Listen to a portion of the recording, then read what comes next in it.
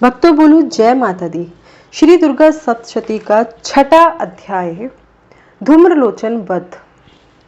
मैं सर्वज्ञेश्वर भैरव के अंग में निवास करने वाली परमोत्कृष्ट पद्मावती देवी का चिंतन करता हूँ। वे नागराज के आसन पर बैठी हैं। नागों के फणों से सुशोभित होने वाली मणियों के विशाल माला से उनकी देहलता उद्भासित हो रही है। सूर्य के समान उनका तेज है। 3 नेत्र उनकी शोभा बढ़ा रहे हैं।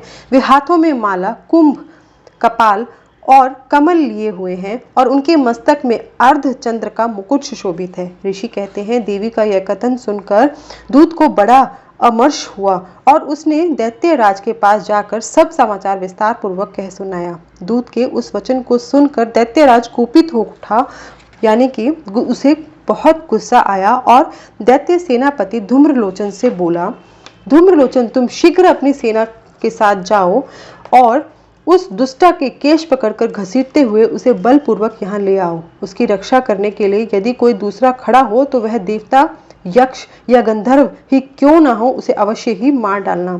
ऋषि बोले, शुंभ के इस प्रकार आज्ञा देने पर वह धूम्रलोचन दैत्य 60,000 असुरों की सेना को साथ लेकर वहां से तुरंत चल दिया। वहां पहुंचकर उसने हिमालय पर रहने वाली देवी को देखा और ललकार कर कहा, अरे तू शुंभ निशुंभ के पास चल।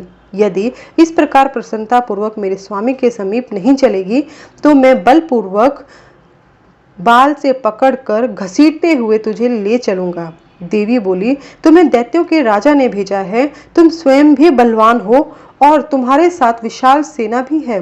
ऐसी दशा में यदि मुझे बलपूर्वक ले चलोगे तो मैं तुम्हारा क्या कर सकती हूँ।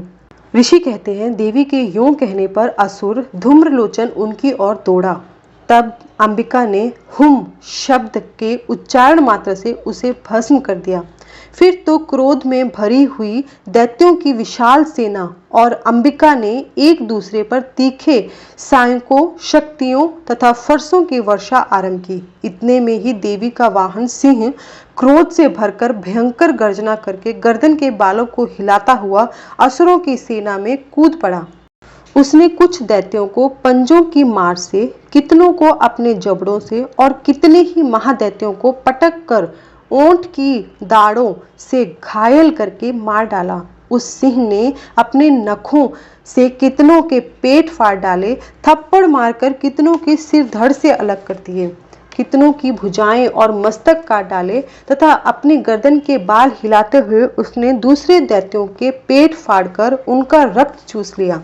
अत्यंत क्रोध से भरे हुए देवी के वाहन उस महाबली सिंह ने क्षण भर में ही असुरों की सारी सेना का संहार कर डाला। शुंभ ने जब यह सुना कि देवी ने धूम्रलोचन असुर को मार डाला तथा उसके सिंह ने सारी सेना का सफाया कर डाला, तब उस दैत्यराज को बड़ा क्रोध हुआ।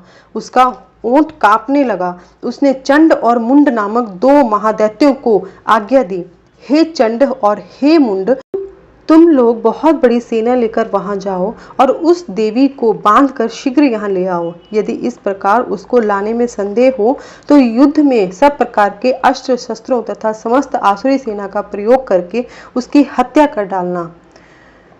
उस दुष्टा की हत्या होने तथा सिंह के भी मारे जाने पर उस अंबिका को बांधकर साथ ले शीघ्र ही लौट आना।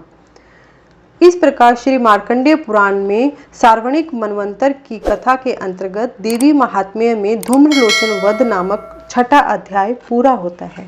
तो भक्तों बोलिए जय माता दी।